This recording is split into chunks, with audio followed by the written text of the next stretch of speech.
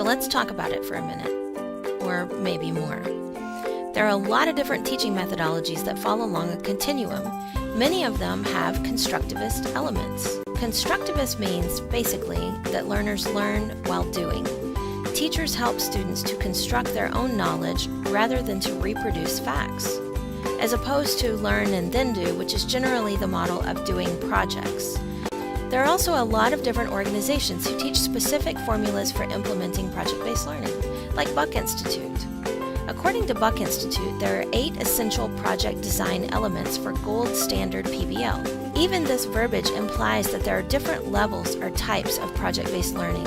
The Buck Institute tells us that the best project designs have these elements. There are also 8 elements for project-based teaching practices. Here they are. One of the biggest elements of PBL that teachers and students struggle with is students leading more of the learning and teachers becoming guides on the side. This is impossible without building responsibility among learners and fostering the proper classroom environment. But back to our point. Are you doing this right? Well, I don't know. Are your students engaged?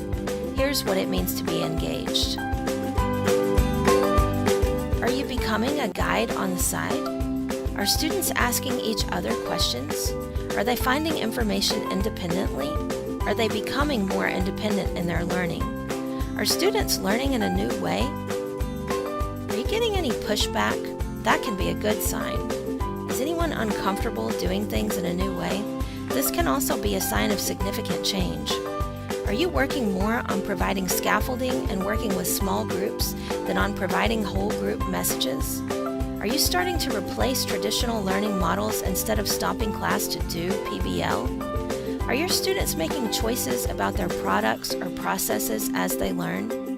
Are your students learning while doing instead of learning first and then doing? The final message is there are no PBL police. If instruction is working, students are learning, they're engaged, then you're doing it correctly.